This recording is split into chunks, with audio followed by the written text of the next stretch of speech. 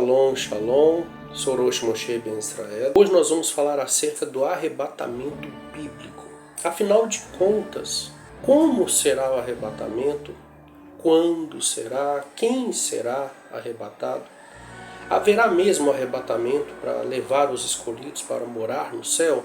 Para onde serão levados os escolhidos? Afinal, o que a Bíblia ensina a respeito deste assunto? O nosso estudo terá como base todo o contexto judaico, como também o uso do idioma hebraico. E vamos fazer comparações com alguns textos da versão João Ferreira de Almeida. O texto introdutório, o texto-chave, que traz a base para esse arrebatamento, está na primeira epístola de Paulo, capítulo 4, verso 17, que diz: depois nós, os que ficarmos vivos, seremos arrebatados juntamente com eles nas nuvens, a encontrar o Senhor nos ares, e assim estaremos sempre com o Senhor.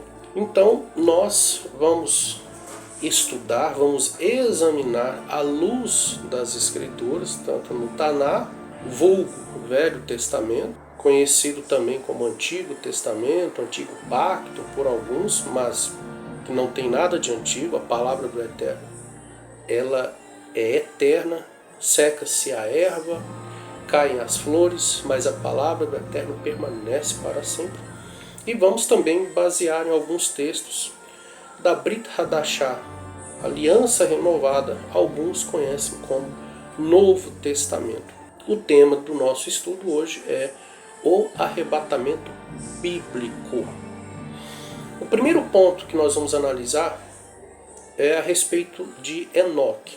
Enoque foi arrebatado vivo para o céu ou ele morreu? A Bíblia diz que Enoque foi arrebatado para não provar a morte, conforme Hebreus capítulo 11, verso 5. E também em Gênesis capítulo 5, verso 24 diz: e andou Enoque com Deus, e não apareceu mais, porquanto Deus para si o tomou. Na versão em hebraico, vou citar a transliteração do texto de Bereshit, Gênesis capítulo 5, verso 24. Diz: vai a terraler Hanok et ha-Elohim veineno kilakar oto Elohim. A palavra entre parênteses para kilakar significa porque ele pegou, ou seja, não apareceu mais, porquanto Deus o pegou, o tomou, o levou. Esse é o sentido da palavra no hebraico. Agora, o pegou, o tomou, o levou para onde?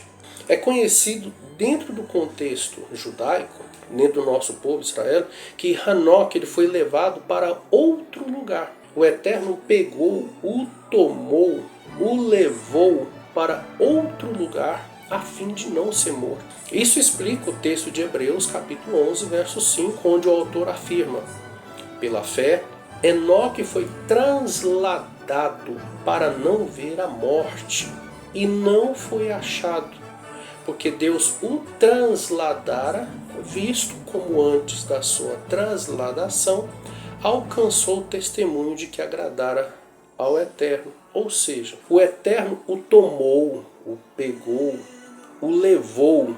É o termo então usado pelo autor de Hebreus para transladação. Ele foi transladado para não ver a morte. Antes de ser transladado, ele alcançou o testemunho de que ele agradara ao Eterno por ter uma vida justa. Na sua geração, diante de uma geração corrupta, violenta, depravada, o Eterno o tomou para não ser morto, não ser assassinado, e o transladou para outro lugar. Não levou para o céu, como muitos afirmam, que ele foi vivo para o céu. Obviamente que tempos depois, Hanoque morreu. A expressão foi transladado neste versículo indica o ato de ser tomado de um lugar para o outro, ou ser transferido.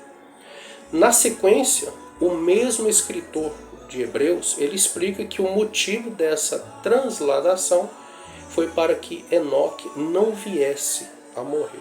O segundo ponto é a respeito do profeta Elias. O profeta Elias foi arrebatado vivo para o céu? Será? É dito que o profeta Elias foi levado ao céu numa carruagem de fogo, num redemoinho.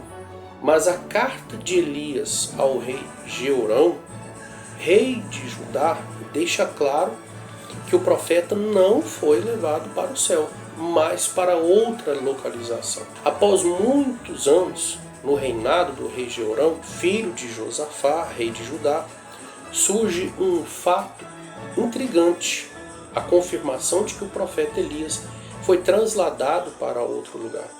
O que diz nessa carta, nas Segundas Crônicas, capítulo 21, verso 12 ao 15? Olha o que diz essa carta do profeta Elias. Então lhe veio um escrito da parte de Elias, o profeta, que dizia: Assim diz o Senhor Deus de Davi, teu pai, porquanto não andaste nos caminhos de Josafá, teu pai, e nos caminhos de Asa, rei de Judá, mas andaste no caminho dos reis de Israel, e fizeste prostituir a Judá e aos moradores de Jerusalém, segundo a prostituição da casa de Acabe, e também mataste aos teus irmãos da casa de teu pai, melhores do que tu. Eis que o Senhor ferirá uma grande ferida, um grande flagelo ao teu povo, aos teus filhos, às tuas mulheres e a todas as tuas fazendas. Tu também terás grande enfermidade por causa de uma doença em tuas entranhas, até que elas saiam de dia em dia por causa do mal. Com esta carta fica muito evidente de que após o episódio de Elias ser levado numa carruagem de fogo por um redemoinho, não foi vivo para o céu. Elias foi levado para outro lugar, foi para outra localização. Seria praticamente muito estranho alguém em carne e osso subir ao céu, ainda lá do céu escrever uma carta, redigir uma carta e pedir um anjo, um mensageiro, que enviasse essa carta para o rei Jeorão aqui na terra, né? Seria muito cômico. O terceiro ponto é a respeito do texto de Jó. Jó, capítulo 21, do verso 28 ao 32, e outros textos de Jó, onde Jó ele fala a respeito de um arrebatamento, arrebatados no dia do furor. Mas que arrebatamento é esse no dia do furor? Vamos ler o texto? Jó, capítulo 21, do 28 ao 32. Porque direis, onde está a casa do príncipe e onde a tenda em que moravam os ímpios? Porventura não perguntaste aos que passam pelo caminho e não conheceis os seus sinais, que o mal é preservado para o dia da destruição e arrebatado no dia do furor? Quem acusará diante dele o seu caminho? E quem lhe dará o pago do que faz?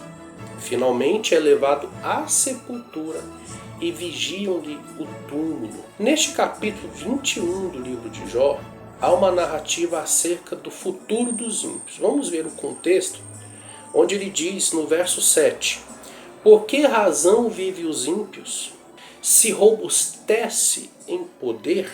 No verso 8, sua descendência se estabelece. Verso 9, suas casas têm paz. Verso 11, seus filhos andam saltando. Verso 12, alegram-se ao som do órgão. E verso 13, na prosperidade gastam seus dias. No verso 15, Jó chega a dizer que eles zombam do Eterno, dizendo: retira-te de nós, porque não desejamos ter conhecimento dos teus caminhos. Quem é o Todo-Poderoso para que nós o sirvamos? E que nos aproveitará que lhe façamos orações? Jó ele nos mostra o que sucederá aos ímpios no dia da ira do Eterno. É onde entra o contexto que nós lemos. Quantas vezes sucede que se apaga a lâmpada dos ímpios e lhe sobrevém a sua destruição? e Deus na sua ira lhes reparte dores, porque são como a palha diante do vento e como a pragana que arrebata o redemoinho. Deus guarda a sua violência para seus filhos e dá-lhe o pago para que o conheça. Seus olhos verão a sua ruína e ele beberá do furor do Todo-Poderoso. Jó, capítulo 21, verso 17 ao 20. A palavra pragana citada por Jó são pequenas espigas resultantes de fragmentos de plantas que secaram devido ao calor e elas espetam-se facilmente no pelo ou na pele dos animais, sendo difícil retirá-las. É encontrado na inflorescência de espigas de plantas gramíneas como trigo, centeio, cevada. Também é conhecido como barba das espigas dos cereais. Isso é a pragana tão citada aqui por Jó. E Jó declara que os ímpios são semelhantes às praganas e também palhas que são arrebatados pelo vento, pelo redemoinho, pois lhe sobrevém a sua destruição. Deus na sua ira lhes reparte dores e seus olhos verão a sua ruína e ele beberá do furor do Todo-Poderoso. Então Jó, ele diz claramente que esse arrebatamento, na verdade, é que os ímpios eles serão arrebatados, eles serão pegos de surpresa, eles são tomados, eles serão pegos, eles irão ver a repentina destruição vinda através da ira do Eterno, eles vão beber do furor do Todo-Poderoso. Então, esse arrebatamento tem muito mais a ver com a questão dos ímpios, né, do que propriamente com os justos. Os ímpios também serão arrebatados, no sentido que eles serão pegos no momento que eles menos esperarem, serão pegos pela ira, do furor do Eterno que irá vir sobre eles. No Salmo 21, verso 9, o salmista diz: Tu os farás como um forno aceso quando te manifestares. O Senhor os devorará na sua indignação e o fogo os consumirá. Isso o salmista está se referindo aos ímpios. O que vai acontecer com os ímpios? Eles serão pegos, eles vão beber da ira do Eterno, do Todo-Poderoso. Sim, essa expressão significa que eles serão destruídos, eles serão consumidos, diz no Salmo 21, verso 9. Isso é uma profecia. Provérbios 2, 22 diz: Mas os ímpios serão arrancados da terra, e os aleivosos serão dela exterminados.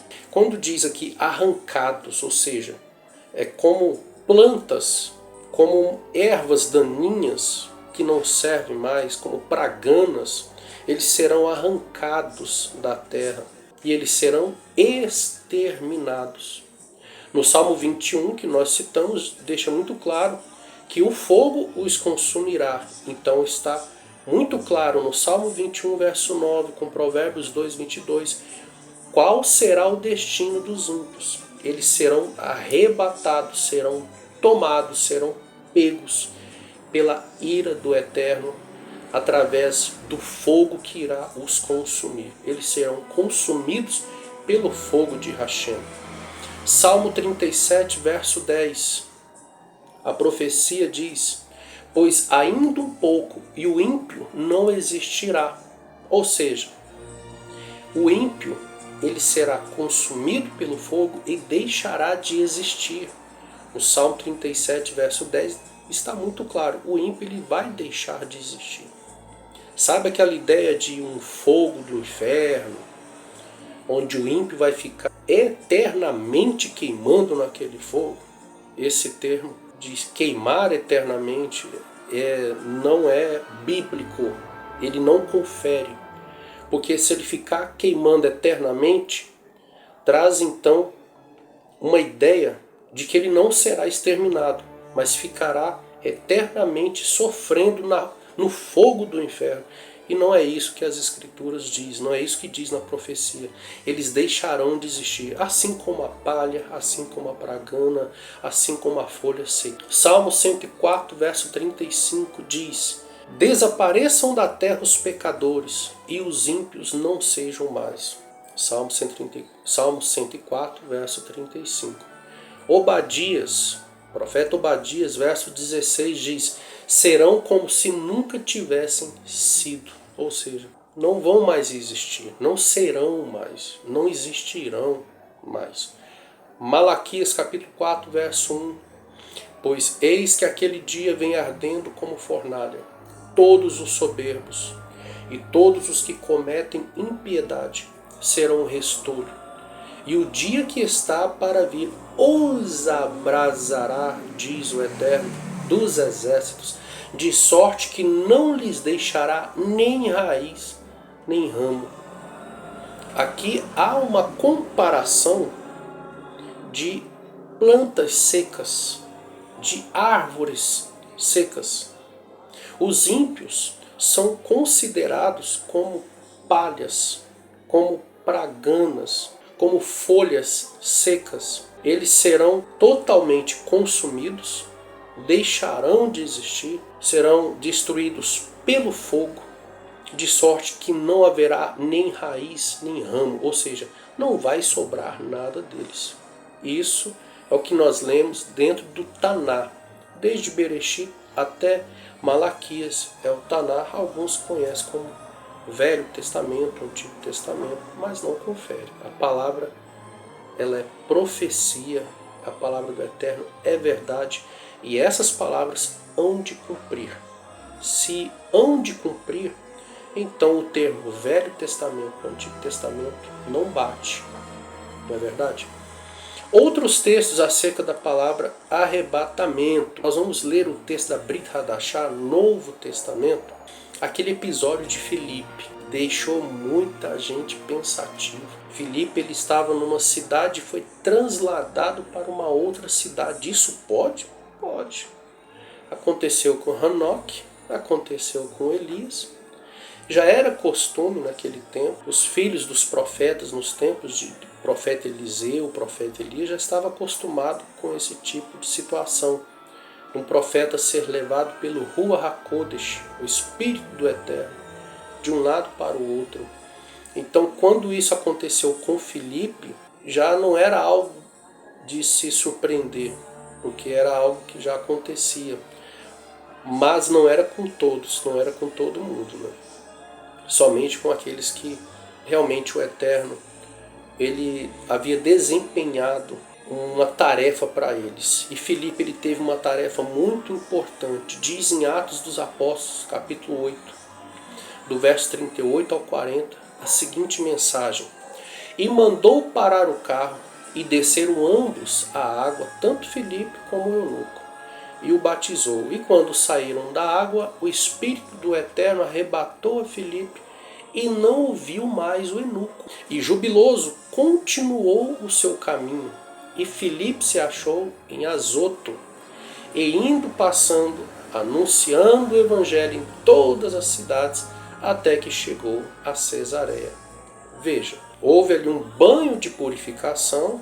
A João Ferreira de Almeida, a versão, colocou ali o termo batizar, que na verdade o termo correto é banho de purificação, banho de imersão. E houve ali um banho de imersão, houve um batismo, entre aspas, ali do eunuco por Filipe.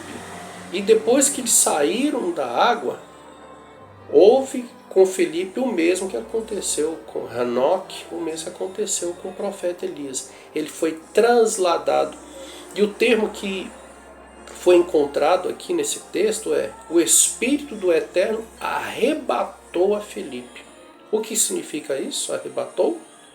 O tomou, o pegou, o levou. Levou para onde? Levou para o céu? Não. Ele foi levado para outro lugar, em Azoto. E ali ele foi levando a mensagem das boas novas até chegar a Cesareia. Então a gente vê aqui mais uma situação. A palavra tomou na declaração Deus para si o tomou, traduz uma expressão hebraica que significa tomar e levar embora, pegar, apanhar, tirar, tomar posse, capturar, etc. Pois algumas traduções da Bíblia em português traduzem essa declaração como Deus o arrebatou, como na versão da King James, e Deus o havia arrebatado, na nova versão internacional, Deus o levou, em outras versões. Então, essa palavra arrebatamento, arrebatou, tem esse sentido. É de ser transladado, levado, capturado para um outro lugar. E em todos esses casos, não houve nenhuma captura, nenhum arrebatamento, não foram tomados e levados para o céu. Jeremias capítulo 15, do verso 20 e 21 diz: E eu te porei contra este povo como forte muro de bronze. Pelejarão contra ti, mas não prevalecerão contra ti. Porque eu sou contigo para te guardar, para te livrar deles, diz o Eterno. E arrebatar-te-ei da mão dos malignos, e livrar-te-ei da mão dos fortes. Olha, mais uma vez o termo arrebatar, ou seja, eu vou te tomar, eu vou te pegar, eu vou te capturar da mão dos malignos e vou te livrar da mão dos fortes. O quarto tópico é a respeito de Jerusalém, a casa do Pai. Yeshua ele falou sobre a casa do Pai. Nós vamos chegar nesse ponto daqui a pouco e nós vamos mostrar aqui nesses textos seguintes que Jerusalém é a casa do Pai, no Monte Sião. O Eterno ele habita no Monte Sião, em Jerusalém. Isso está em Joel, no profeta Joel, capítulo 3, do verso 16 ao 21, que diz: E o Senhor bramará de Sião e Jerusalém para ouvir a sua voz, e os céus e a terra tremerão. Mas o Senhor será o refúgio do seu povo e a fortaleza dos filhos de Israel. E vós sabereis que eu sou o Senhor vosso Deus, que habito em Sião, o meu santo monte. E Jerusalém será santa, estranhos não passarão mais por ela. E há de ser que naquele dia os montes destilarão mosto, e os outeiros manarão leite, e todos os rios de Judá estarão cheios de águas, e sairá uma fonte da casa do Eterno, e regará o vale de Sitim. O Egito se fará uma desolação, e Edom se fará um deserto assolado, por causa da violência que fizeram aos filhos de Judá, em cuja terra derramaram sangue inocente. Mas Judá será habitada para sempre, e Jerusalém de geração em geração. E purificarei o sangue dos que eu não tinha purificado, porque o Senhor habitará em Sião. Que texto maravilhoso. Zacarias capítulo 8, verso 3. Assim diz o Senhor: voltarei para Sião e habitarei no meio de Jerusalém. Jerusalém chamar-se-á a cidade da verdade, e o monte do Senhor dos exércitos, o monte santo. Que lindo, maravilhoso texto. O quinto tópico: Yeshua ensina acerca de levar, conduzir os escolhidos para a casa do Pai. Alguns ensinam que nos últimos tempos haverá um arrebatamento por ocasião da volta do Mashiach Yeshua, e o mesmo levará para morar no céu. Afirmam ainda que há moradas para os salvos, preparadas por ele no céu.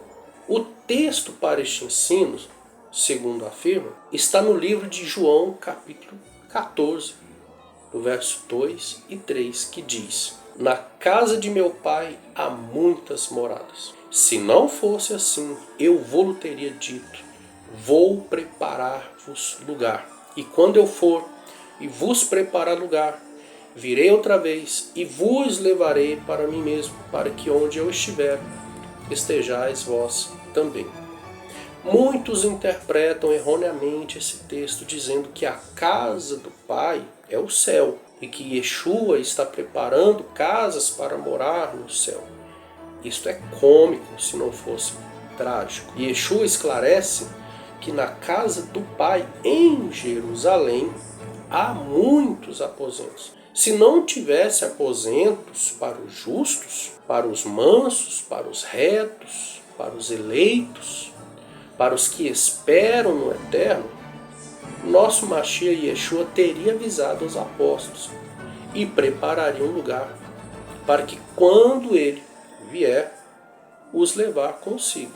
No Salmo 147, verso 2, o salmista profetiza que os dispersos de Israel serão congregados, ajuntados em Jerusalém. Olha o que diz o texto. O Senhor edifica Jerusalém, congrega os dispersos de Israel. Congrega quem? Os dispersos. Aqui, o salmista Davi, que também ele era profeta, ele profetizou que Israel seria dispersado, ficaria em diáspora, mas que o Eterno iria edificar Jerusalém. Ele faria também o quê? Iria congregar os dispersos de Israel. A casa que leva o nome do Eterno, que também era lugar de sacrifícios, de orações, localizava-se na cidade de Jerusalém. E as tribos de Israel subiam a ela para darem graças ao nome do Eterno. O salmista até ele faz então um salmo lindo, um cântico lindo, muito conhecidos. O Salmo 122, do 1 ao 9, que diz: Alegrei-me quando me disseram, vamos à casa do Eterno, à casa do Senhor. Os nossos pés estão dentro das tuas portas, ó Jerusalém. Jerusalém está edificada como uma cidade que é compacta, onde sobem as tribos do Senhor, até o testemunho de Israel, para darem graças ao nome do Eterno. Pois ali estão os tronos do juízo, os tronos da casa de Davi. Orai pela paz de Jerusalém. Prosperarão aqueles que te amam. Haja paz dentro de teus muros e prosperidade dentro dos teus palácios. Por causa dos meus irmãos e amigos direi, paz esteja em ti. Por causa da casa do Senhor, nosso Deus, buscarei o teu bem. Baruch Hashem. A casa do Eterno é em Jerusalém.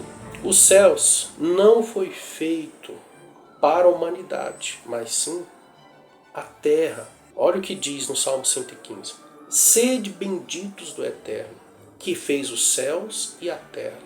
Os céus são os céus do Eterno, mas a terra deu-a ele aos filhos dos homens. Ninguém foi feito para morar no céu, não. Nós iremos morar na terra. A terra foi feita para nós. É profético que os retos e íntegros habitarão a terra, enquanto que os perversos e aleivosos serão desarraigados dela. Vejam o que diz Provérbios. Novamente vamos ler. Porque os retos habitarão a terra, os íntegros permanecerão nela, mas os perversos serão eliminados da terra e os aleivosos serão dela desarraigados. Provérbios capítulo 2, verso 21. 22. O que vai acontecer com os ímpios? Eles serão eliminados, eles serão desarraigados. Mas e os justos, os retos, eles habitarão o céu? Não. Eles habitarão a terra. Os íntegros permanecerão nela. Se você é reto, justo, íntegro, a sua morada não é no céu, é na terra. Porque conheço as suas obras, os seus pensamentos. Vem o dia em que ajuntarei todas as nações e línguas. Virão e verão a minha glória. e porei entre eles um sinal, e os que deles escaparem enviarei às nações, a Tarsis, Pul, Lud, flecheiros, Tubal, Javã, até as ilhas de mais longe, que não ouviram a minha fama, nem viram a minha glória, e anunciarão a minha glória entre os gentios, e trarão a todos os povos irmãos, dentre todas as nações, por oferta ao Senhor, sobre cavalos, em carros e liteiras, sobre mulas, sobre dromedários, trarão ao meu santo monte a Jerusalém, diz o Senhor, como quando os filhos de Israel trazem as suas ofertas em vasos limpos à casa do Senhor. E também deles tomarei alguns para sacerdotes e para levitas, diz o Senhor. Porque como os novos céus e a nova terra que hei de fazer estarão diante da minha face, diz o Senhor, assim também há de estar a vossa posteridade o vosso nome. E será que desde uma lua nova até a outra, desde um Shabat até o outro, virá toda a carne a adorar perante mim, diz o Eterno. Isaías capítulo 66, verso 18 ao 23. Só essa profecia de Isaías aqui já mata toda a charada. Ajuntarei todas as nações e línguas. Virão e verão a minha glória. Onde? Vão todos então para o céu? Serão todos arrebatados? E verão a glória de Hashem no céu? E trarão a todos os vossos irmãos dentre todas as nações. Trarão ao meu santo monte, a Jerusalém. Quem está afirmando não sou eu, é o próprio Eterno. Os nossos irmãos virão e verão a glória de Hashem. Todas as nações e línguas verão a glória de Hashem. E os nossos irmãos, eles estarão no santo monte de Hashem, em Jerusalém. E eles estarão dentre todas as nações. São as ovelhas perdidas da casa de Israel que estão dentre as nações. Na África, na Europa, na Ásia, na América do Sul, América Central, América do Norte, na Oceania, estão no Oriente Médio, estão em várias partes do mundo, nos 4 cantos do mundo. Eles serão trazidos, serão levados, serão capturados por Hashem e serão levados para Jerusalém, Baruch Hashem. Fica evidente que o Eterno ajuntará os seus escolhidos e verão a minha glória, anunciarão a glória do Eterno dentre todas as nações. Serão trazidos para Jerusalém, onde serão reis e sacerdotes. Porque o Eterno diz, alguns farei reis e sacerdotes. Baruch Hashem. Você quer ser rei e sacerdote no céu? Ou você quer cumprir essa profecia de ser rei e sacerdote na terra? No céu não tem possibilidade alguma. O Eterno diz que é na terra, em Jerusalém. Nos veremos lá, Baruch Hashem. Isaías 65, verso 9 diz: E produzirei descendência a Jacó e a Judá, um herdeiro que possua os meus montes. E os meus eleitos herdarão a terra, e os meus servos habitarão ali. Os eleitos, onde habitarão os eleitos? Para onde serão levados? Para onde seremos arrebatados? Onde os eleitos irão morar? No céu? Não. Eles herdarão a terra. Isaías capítulo 66, verso 1. Todos os reinos do mundo serão dados ao povo do Eterno, e será reino eterno. Daniel capítulo 2, verso 34, 35 e verso 44. Veja o que diz. Mas nos dias desses reis, o Eterno do céu levantará um reino que não será jamais destruído. E esse reino não passará para outro povo. Esmiuçará e consumirá todos esses reinos e será estabelecido para sempre. Que reinos são esses? Reino que existiram, os impérios que existiram, desde da Torre de Babel com Nirode, Faraó do Egito, o Império Assírio, o Império Babilônico, o Império Grego, o Império Medo-Persa, Império Romano. Foram vários impérios. Um passado para o outro. Mas o Eterno promete que haverá um reino que jamais será destruído e jamais vai passar para outro povo. Esse é o reino do nosso Mashiach Yeshua quando voltar. Baruch Hashem. Na profecia de Daniel, o reino será eterno, não será passado para outro reino. Daniel 7, verso 14 diz: E foi-lhe dado o domínio, a honra e o reino, para que todos os povos, nações e línguas o servissem. O seu domínio é um domínio eterno, que não passará. E o seu reino, o único que não será destruído. Baruch Hashem. Daniel 7, 27. E o reino, e o domínio, e a majestade dos reinos debaixo de todo o céu serão dados ao povo dos santos do Altíssimo. O seu reino será um reino eterno, e todos os domínios o servirão e lhe obedecerão. Baruch Hashem. Todos os reinos servirão ao Mashiach, e seu reino será para sempre. Veja o que diz em Zacarias 14, verso 9. O Senhor, Adon no hebraico, Senhor, será rei sobre toda a terra. Naquele dia, um será o Eterno e um será o seu nome. O Eterno reinará sobre toda a humanidade, sobre toda a terra, através do Mashiach e através dos eleitos. Lembra? O Senhor tomará alguns para reis e sacerdotes? Será um reino sacerdotal. Nós seremos reis e sacerdotes, junto com aquele que é rei e é sacerdote, nosso Mashiach Yeshua. Nós reinaremos sobre todas as nações da terra. Baruch Hashem. O Eterno reinará por meio do seu ungido sobre toda a terra. Todas as nações, tribos e línguas lhe estarão sujeitos. Olha o que Yeshua HaMashiach, ele ensinou no Sermão da Montanha. Yeshua HaMashiach disse: Bem-aventurados os mansos, porque eles herdarão o céu? A Jerusalém celestial? Não. Ele diz que herdarão a terra. Os mansos herdarão a terra. No reino do Mashiach, todos os que transgridem as leis do Eterno serão exterminados, como o joio no fogo. O joio, muito citado na Brit Hadashah, no Novo Testamento, assim como é citada a pragana em Jó, como a palha, como a folha seca, no Taná, em Jó, nos Salmos. Olha o que diz em Mateus 13, verso 40 e 41, na parábola do trigo e do joio. Pois assim como o joio é colhido e lançado ao fogo, assim será na consumação do século. Mandará o Filho do Homem os seus anjos, escolherão do seu reino tudo que causa escândalo e os que cometem iniquidade. O que é iniquidade? É transgredir a palavra de Hashem.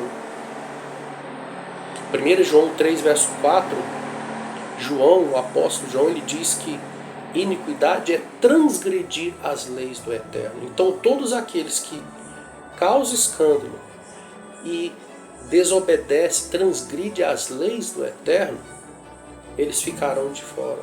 As leis do Eterno, a Torá, são as leis do Eterno. Não existem outras leis. Aqueles que não obedecem às leis do Eterno, eles ficarão de fora.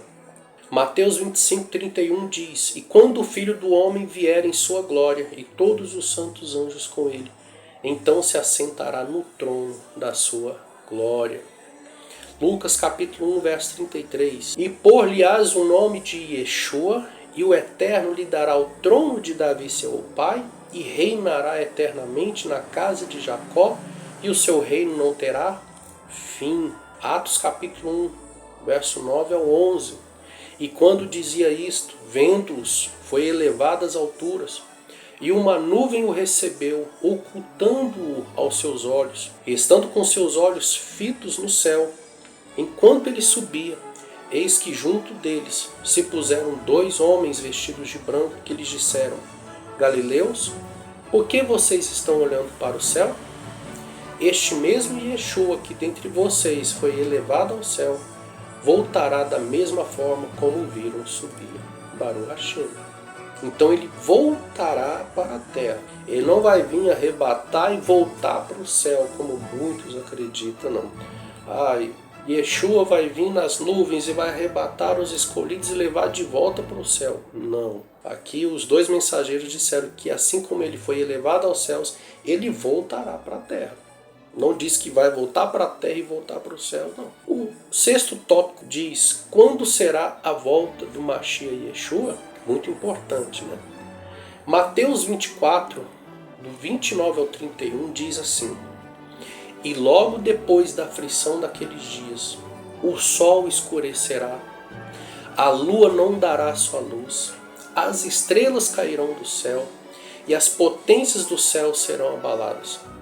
Então aparecerá no céu o sinal do Filho do Homem, e todas as tribos da terra se lamentarão e verão o Filho do Homem vindo sobre as nuvens do céu, com poder e grande glória. E ele enviará os seus anjos com rijo clamor de trombeta, os quais ajuntarão os seus escolhidos desde os quatro ventos, de uma a outra extremidade dos céus. Perceba que aqui está falando da volta do Mashiach. E quando será? Aqui diz que depois da aflição daqueles dias, aflição, tribulação, angústia de Jacó, como é dito em Mateus 24, ele virá sobre as nuvens. 1 Tessalonicenses 4, do 16 e 17 diz: E Yeshua dará ordem, uma trombeta soará, e Yeshua descerá à terra, os mortos ressuscitarão, e depois os vivos serão arrebatados. Olha o que diz no verso 15 do mesmo capítulo 4 de 1 Tessalonicenses. Dizemos, pois, isto pela palavra do Senhor, que nós, os que ficarmos vivos para a vinda do Senhor, não precederemos aos que dormem. Isso quer dizer que, ao toque do chofar, trombeta, os justos, mortos, ressuscitarão primeiro. E juntamente os justos, vivos, encontraram nos ares. Eles vão se encontrar nos ares, nas nuvens com Yeshua HaMashiach. E dos ares serão levados para Jerusalém, para o Monte Sião. Não é para o céu, é para Jerusalém, na terra. E veja que em Apocalipse 22, do 1 ao 4, nós vemos que no fim de todas as coisas, o jardim do Éden, o paraíso, a nova Jerusalém, ela vai descer do céu para a terra, ou seja, para Jerusalém terrena. Alguém poderia perguntar, mas e o Éden, o paraíso, onde está? O paraíso, o Éden, é essa nova Jerusalém. Ela estará no céu. Ela estará no céu e vai descer para a terra. Veja bem o que diz: E vi um novo céu e uma nova terra, porque já o primeiro céu e a primeira terra passaram, e o mar já não existe. E eu, João, vi a santa cidade, a nova Jerusalém, que de Deus descia do céu, adereçada como uma esposa ataviada para o seu marido. E ouvi uma grande voz do céu que dizia: Eis aqui o tabernáculo de Deus com os homens, pois com eles habitará, e eles serão o seu povo, e o mesmo Deus estará com eles, e será o seu Deus. E Deus limpará de seus olhos toda lágrima, e não haverá mais morte, nem pranto, nem clamor, nem dor, porque já as primeiras coisas são passadas. Yeshua, ele voltará e levará os eleitos para a cidade santa de Jerusalém. E no final ele vai entregar o reino ao Pai.